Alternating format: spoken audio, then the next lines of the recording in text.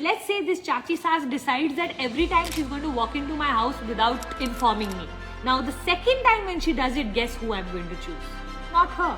Because you know what? That is her pattern, but I have a plan. So I will tell her, you know what? I'm so sorry, but I've committed to my sons today. Please sit with Mama. Once I come back, I will definitely come back and spend time with you.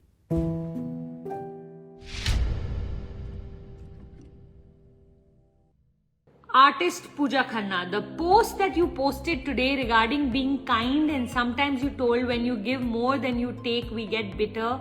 How to balance both? Nice.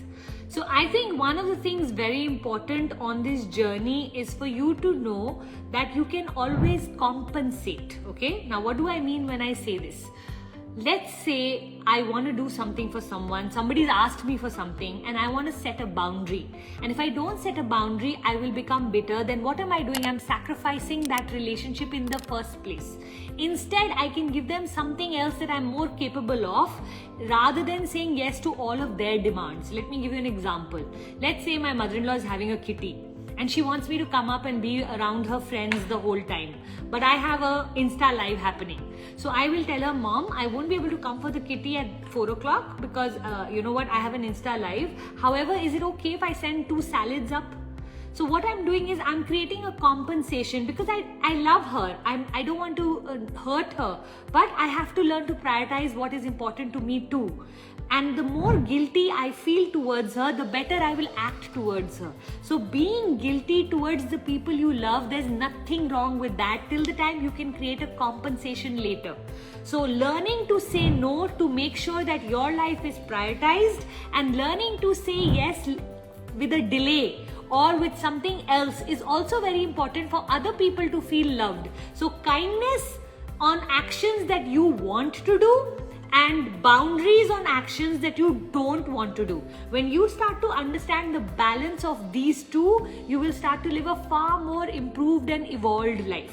So let's take examples like, let's say my Chachi Saas walks in just when I'm taking both my children to the zoo.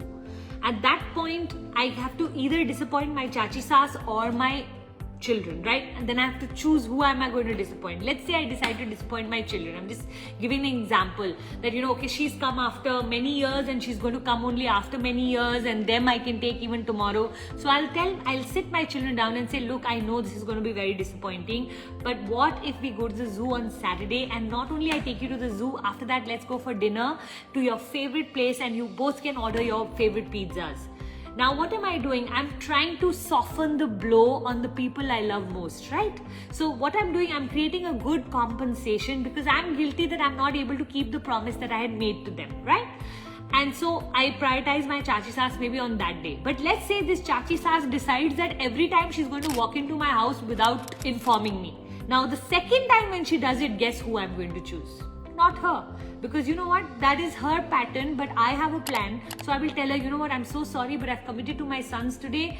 Please sit with Mama. Once I come back, I will definitely come back and spend time with you. Or if nobody is at home, I will tell her that, you know what? Would you like me to do a salon booking for you? Would you like to go for a massage? Because I have to take my children out. But when I come back, what am I doing? I'm creating the compensations that I am willing to pay, but I'm not willing to go bitter and resentful in my heart that I hate the person so much that the exact relationship that I was trying to save actually gets destroyed because I have so much bitterness and resentful emotion inside. Are you getting it? I really hope Artist Puja Khanna, I've been able to clear how to balance the kindness but also not get bitter towards people that matter.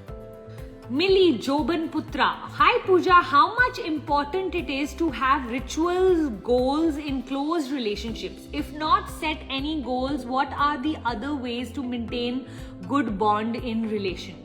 Millie, everything is important and everything is not important depending on where you are in that relationship. If that relationship is already an 8, 9 or 10, maybe very little work needs to be done to maintain it. But if the relationship is not at its best, then having goals in that relationship will definitely benefit because what do goals do? Goals give you clarity, goals give you direction.